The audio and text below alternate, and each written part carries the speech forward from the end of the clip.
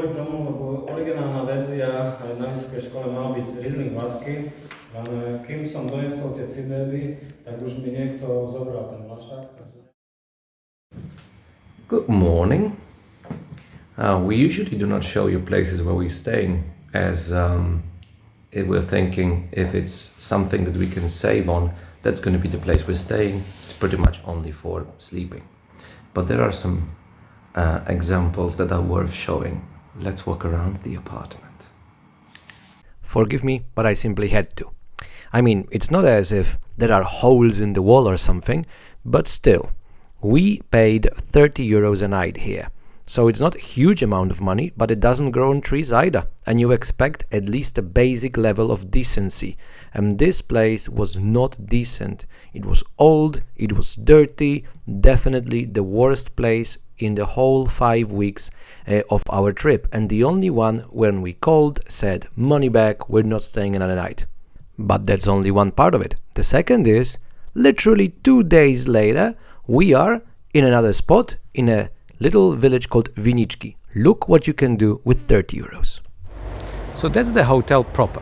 As in, it's nothing special, it's just a building. I imagine that the rooms are comfy though and everything, but yeah, you gotta pay for a proper room.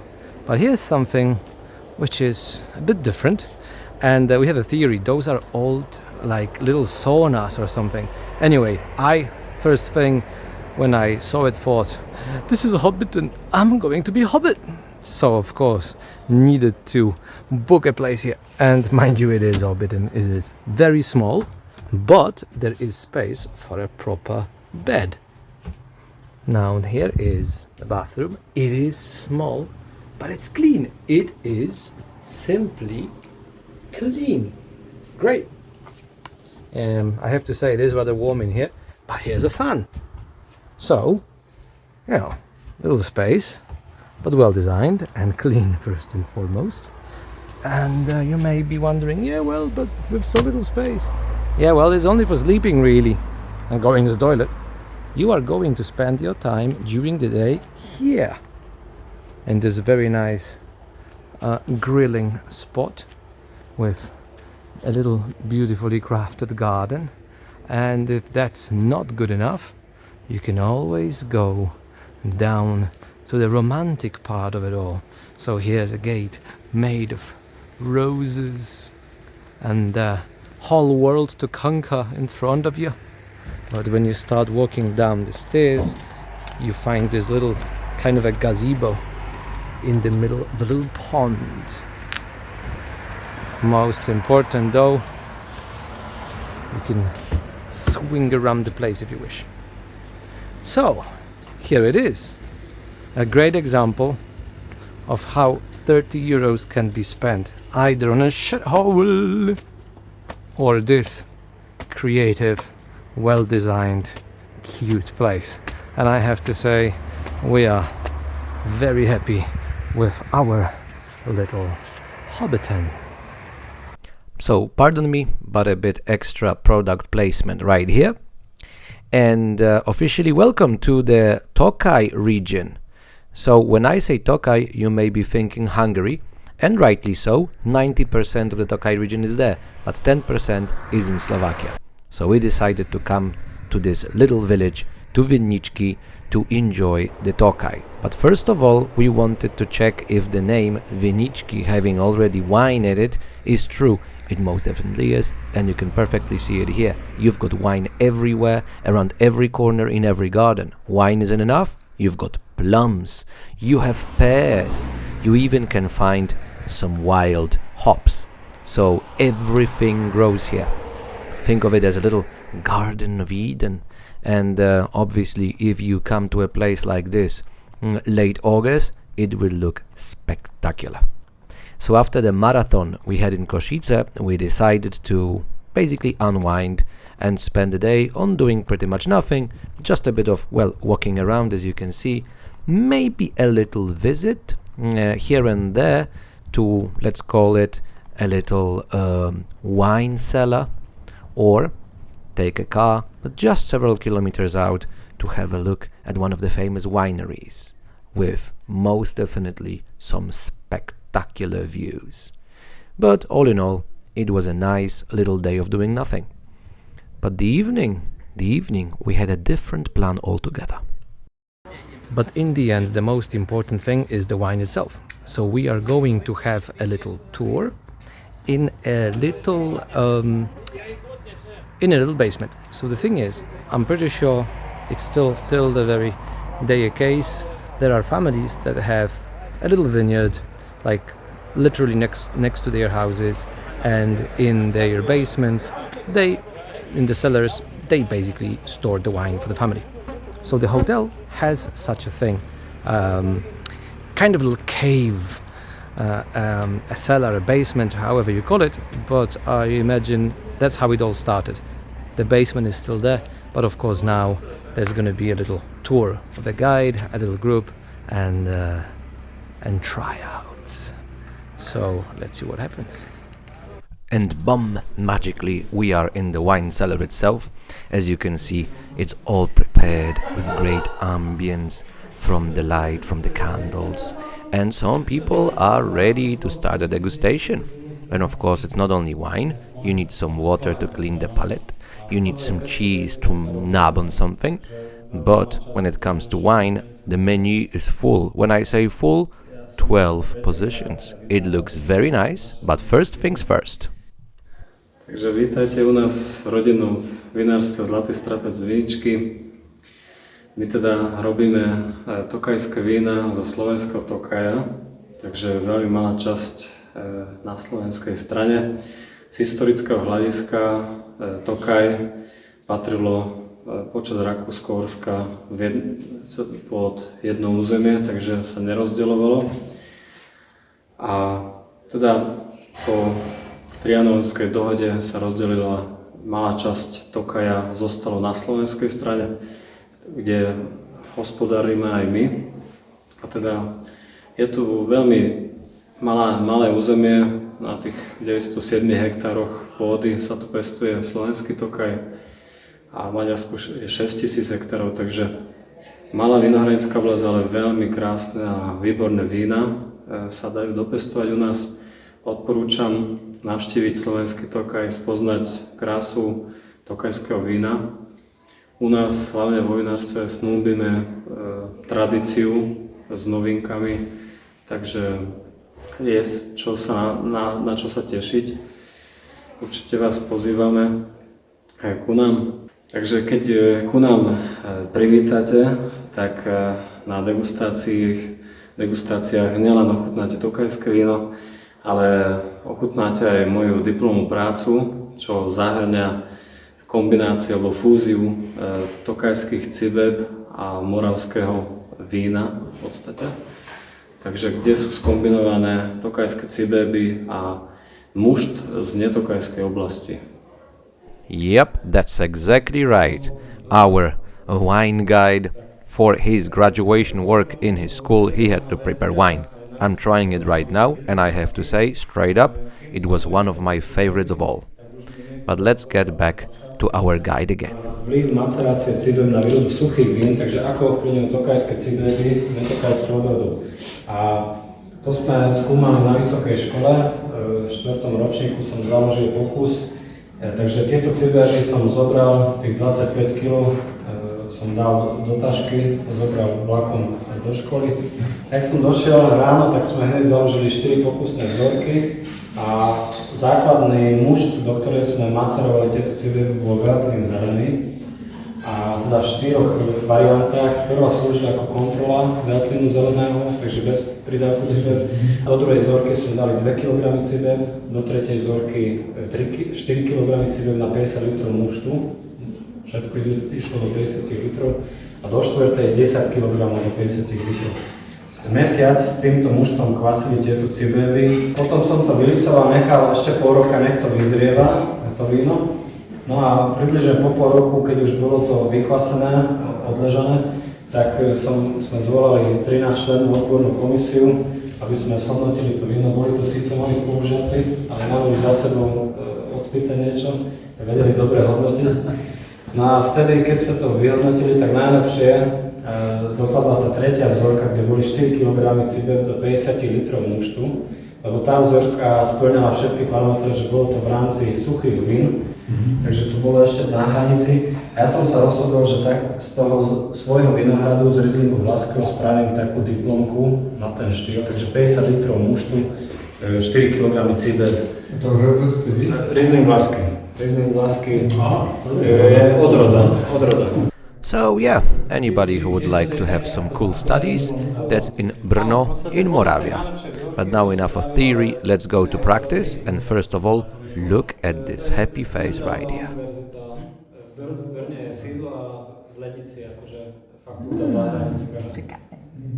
With all the nice practice, you really did have to listen to the theory as well, because number 7 were 3 question marks. So what happened is an exam. We got one of the 6 previous wines and we had to decide, trying, looking and smelling, which of the 6 it is. Because I'm not very good at it, I left it in the hands of Vicky, but I have to say, I did support her with all my strength. Let me tell you straight up, we did not guess it right, and I don't really remember which one it was, because down the menu we had 6 more. So it lasted for a good 2 hours, plenty of theory, plenty of practice, and I have to say that we're not the only ones sampling. You might have noticed that our guide, when we had the little interview, he was kind of like shy. So that's one option, maybe he was shy of camera. But my guess is, as he was sampling the wine with us, I think he was slightly drunk, as the interview was after the degustation, not before. So that's it. We were very happy with our little tokaj experience, but way more on it. One of those days we're gonna have the great Hungarian trip. 90% of the tokaj is in Hungary. We are going to go into details about tokaj there. And before you tell me, yeah, well, tokaj is Hungarian, not Slovak, the family of our guide actually speaks Hungarian, so they have no issues with double identity, obviously. And I guess they understand, especially such things like wine should unite, not divide. But it is time to leave Vinichki, our second day of relaxing in nature, with something that you maybe don't expect of Slovakia. Now, did you know that Slovakia had access to the sea? Just like Hungary. So basically they have a lake. Hungary has famous Balaton, and here is the Zemplínska Šírava. So you may be laughing, but it's just a little lake. It is sea. Now, water here. Beach here. Typical beach bar here. With typical beach music here. And the boats are here as well. It's a proper sea for me. Still not convinced? Well, let's have a look. As you can see, there is plenty of water. When it comes to the beach, it's a bit far away, so a quick zoom. There it is. And you've got the boats, most definitely. When it comes to beach music, well, here's an example, plus the bar in front of you. So everything clicks into place, right? But I have to say, my favorite piece was approaching it. With the little mountains in the background, it does look pretty awesome. And I have to say, the idea was to spend a whole day here just doing pretty much nothing. But we kinda forgot to bring our swimming suits and so on. In reality, I guess after one day of doing pretty much nothing back in Vinichki, we felt like more than just lying on a beach.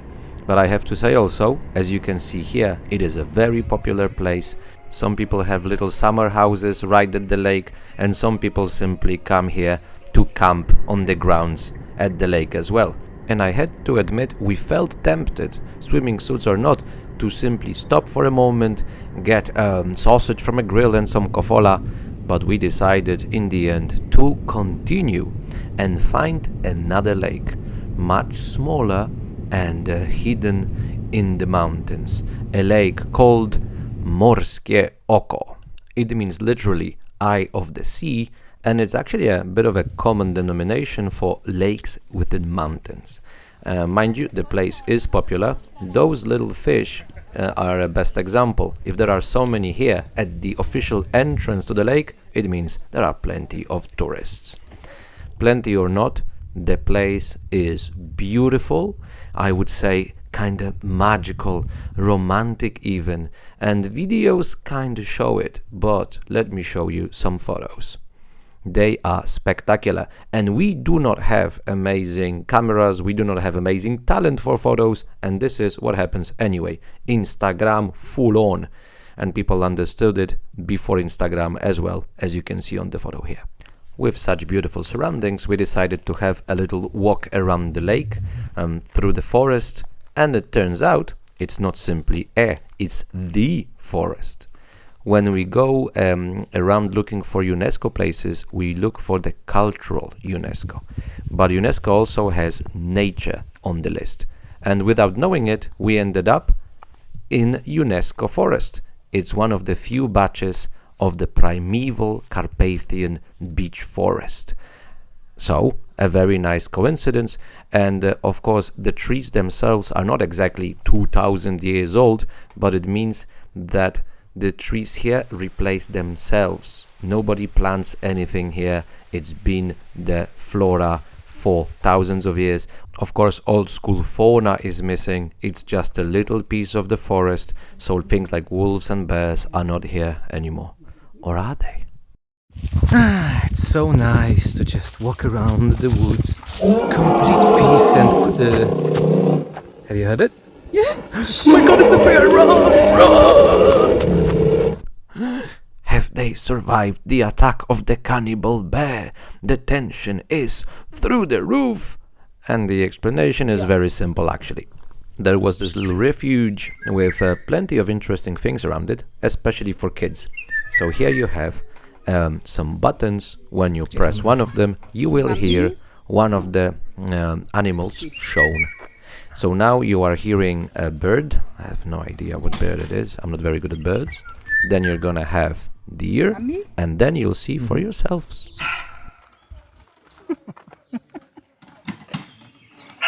Oj, oj, oj, oj. Så. Jeden.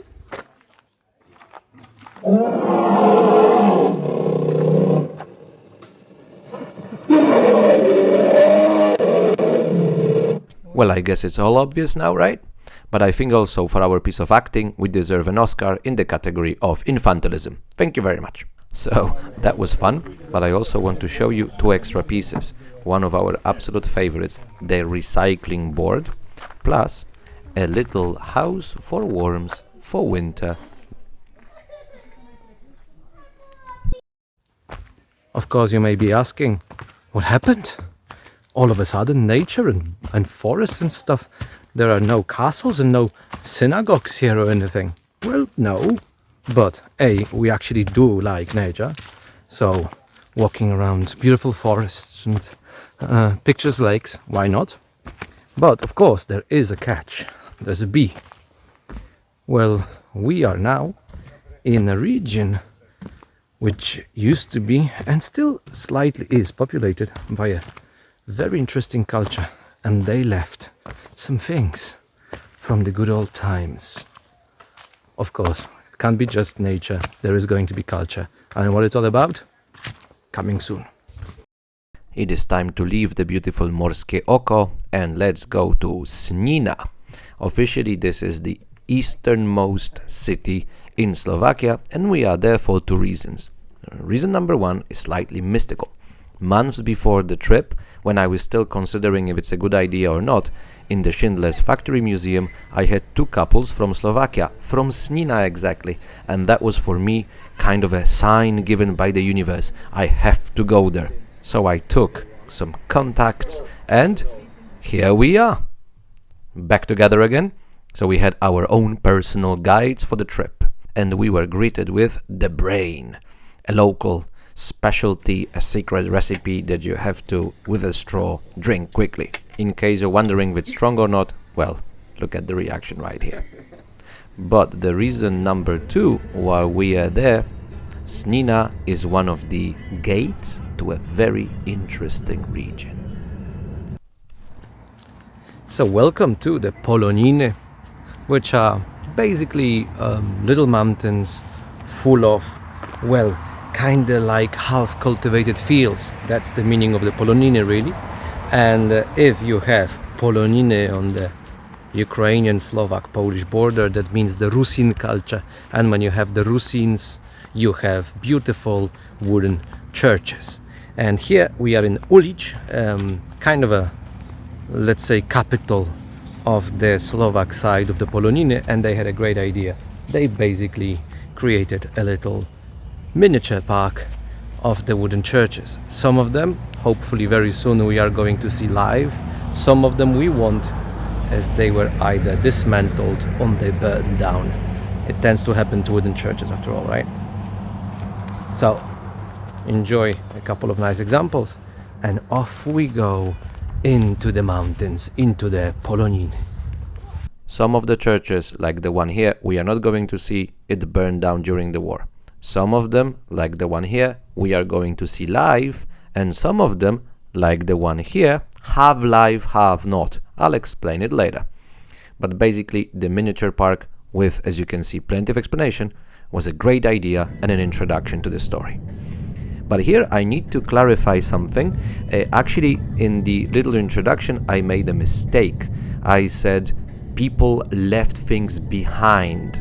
See, the thing is, we have the beautiful wooden churches on the Polish side of the Poloniny. The thing is, there the place is empty. After the Second World War, the Rusyns were evacuated to Western Poland. So the place since the 50s was empty. You will not see on the Polish side something like this, modern Eastern Catholic churches. Here, nobody did anything. The Rusyns are still here. So when I said that the Rusyns left things behind, on the Polish side, such churches are in the middle of nowhere. Here, they are still very much present. You can see it also in the language. Actually, let's meet one of them. Ahojte, ja jem Rusnačka, Rusynka, takže náš jazyk furt je живий, učíme svoje діти, učíme, żeby naši діти вчили, наші діти по-rusnácky, po-rusínsky. Žijeme tu, sme na východe Slovenska a čím ďalej to veci sa priznávajme k svojmu jazyku, k svojmu kraju, budujeme a rozširujeme svoju kultúru, naši spívanky, naši tanci, náš folklór. Sme tu, žijeme na východe Slovenska a je nás mnoho a bude naši vece a vece. Ahojte! Wow, I think that was a little shocker. I guess you expected Rusyns to be old grandmas with some 100-year-old hut in the background. Well, they are modern people today, so they, for example, work in modern jobs, like in clubs. And actually, that's the lady who prepared the brain that I had before, so the first moments in Snina, I already had a gulp of modern Rusyn culture. So I hope that's one thing out of the way. Let's continue sightseeing. Now let's go back to Ulic. As they say, they are the doors to the Poloniny, and here they actually take it literally. If you don't feel like walking, you can approach it by this old school horse cart, but walking is definitely a good idea here. Around you will have plenty of mountains which are not very high, but still they're mountains. They're definitely, as you can see here, picturesque with plenty of routes around. But we decided to stay in Ulic, and our favorite was this outdoor dictionary of Slovak Rusyn. Another good example that the Rusyns are most definitely still present, and as you can see, it is aimed at kids, but we, big kids, we loved it as well. So let me show you my favorite. Two rams cannot drink at the same time from the same bucket. Here, ram being the symbol of stupidity and stubbornness. But let's leave the dictionary and let's find our first wooden church, our first cerkwa. And right next to Ulic itself, here it is, a beautiful little wooden church. Now here I would like to explain to you why I love those wooden churches so much, but honestly I have no idea. And they don't have to be Eastern Catholic. or Eastern Orthodox. They just have to be little and wooden. My guess is it's my little thing for the folk culture, because when you think about it for a moment, it is built by people who were not educated, and I don't mean in architecture, people who didn't go to big famous universities or anything. It was built by people who could not even read or write, and they used the simplest of materials, wood. And look what happened. They actually built something that's standing for 250 years. And the fact they were not educated in architecture is visible. For example, here at the back, you can see part of the construction starts falling. But in the end, it does stand. So that's one thing. Another is, it's so little, so cute, I feel I could just pack it up and take with me home. Anyway, seen many, and I want more. It's also one of those few wooden churches which are still used. Well, it's in the middle of the village, and also you can see through the cemetery that there are some modern graves. But the more important still, two institutions around. Fire brigade, which makes perfect sense considering it's made of wood, plus, in one of the corners, a little toilet, because you never know. But let's leave Uliczke Krive, let's go to another village which has a church with a bit of a more dramatic setting on a little hill overlooking the village. Topolia is the place this time, and I have to say I don't love all of them. It is fine. I do appreciate the fact that if it's raining or snowing you are very well protected, but I have to say this church is indeed slightly disappointing. But there's another thing that was not disappointing that we found in Topolia. So those are obviously the highlights of the Połoniny, the little beautiful wooden Greek Catholic Rusyn churches. But that's not the only thing. Another very important cultural experience here for us are little Jewish cemeteries. There were also Jewish communities here. Mind you, little villages, little communities, so the cemeteries are also little here. But I guess it comes as no surprise that if it's little villages in the mountains, people here were traditional and conservative Jews as well. So, as you can tell by the matzevas, by the tombstones, those are also Orthodox Jews here. Some of the tombstones are super simple. No symbols, just pure text and nothing else. My guess is most of the Jews living in such little villages were simply poor. There are tombstones which look way more fancy. We'll get there in a moment, but first let me show you the state of things here even 10-15 years ago. It was way worse than you see it today. Plus a little photo from before the war. The gentleman in the middle was the head of the village and a Jew, so it was possible. Also, before our first church, there were so-called Stolpersteins, so names of Jews who lived in a given place that were killed during the extermination. Not all of them, fortunately. This lady survived, and later she wrote a book about her pre-war life in the Slovak Poloniny.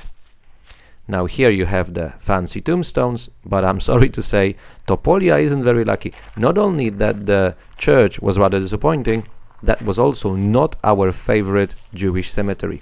On the way to Morskie, completely randomly, we found next to a street a Jewish cemetery which was absolutely amazing. Now, first of all, we didn't know about it, which is weird. We usually look it all up. And secondly, it was literally next to a street and some factory or something. So that's a bit of a shocker how it actually survived. And it survived in perfect condition, as in, well, maybe not perfect, but many of the tombstones not only have plenty of interesting symbolism, but it's perfectly visible. Many of the tombstones are in perfect condition. So a big surprise, and by far our favorite Jewish cemetery in Eastern Slovakia, including some very particular symbols. Here Mr. Eliezer was a Levite, as you can tell by the pitcher with water. And now that we are on the topic of cemeteries, let's jump into Snina again, cause there is also a Jewish cemetery there, although hardly anything is left. Some of them are modern, easy to read for us, some of them, well, let's have a Levite again. This time it's Mr. Benjamin. But it's not about the Jewish cemetery here.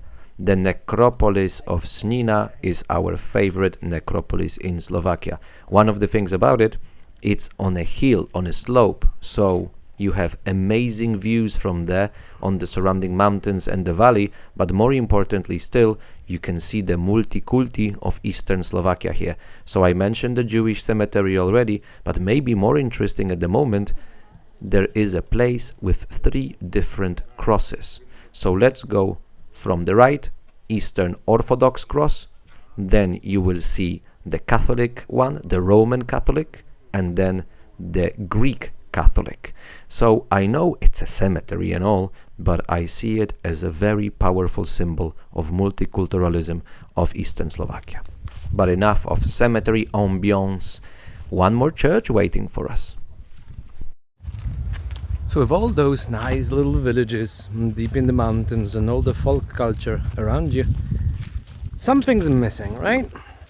What may it be? Welcome back to another skansen. Yep. Many episodes passed without visiting one. So here we are again in a town called Humenne. And there's something really cool about this place. It is very small. It's only 12 cottages, if I understood right. But it's in the middle of the city, not on the outskirts. So it's kind of cool because it's very easy to find, even by chance. What's the downside? You've got modern buildings right next to it. Anyway, the important bit here is that the gentleman who's at the ticket booth, turns out he's not simply a guy selling tickets. He's a kind of a guide here. He's also a craftsman doing what for hundreds of years people were doing, those who were living in the cottages around you. In the meantime, plenty of commotion. So here you can see the boss himself going towards the church. Turns out that it's not easy to visit them inside. So the other two, there were supposedly some phone numbers that you can call, but well, in the end didn't work out, which was not a big deal because we knew that we can come here and that's the one we can visit. By the way, that's the one I mentioned in the miniature park that's half-half. It is authentic, but it's not in its authentic place anymore. It's in the skansen. Anyway, doesn't matter. I'm all hyped up. Camera's ready to roll inside, and turns out cannot do it. Well, that was a sad little bit. Well, let's not be sad. Let's continue running. Continue running. I don't want to anymore. I want to lie down and rest. Now don't worry. We are going to use the interactive part of the skansen to get some vitamins and energy. By the way, this is a little nice detail that is very often later seen on the plates in Slovakia. Anyway, another little detail. This beautiful church in the skansen comes from a little village called Nowa Sedlica. We went there anyway to see this. It's not simply a hut. It's hut of deduszko večerníček. So that's another weird thing I like doing, asking people what they were watching as kids. So deduszko večerníček was in the evenings, but I was asking them about od kuka do kuka, kind of a one-person Muppet show that you would have in the mornings. Let's see what happens. Let's start with the older generations. Czy oglądaliście od kuka do kuka?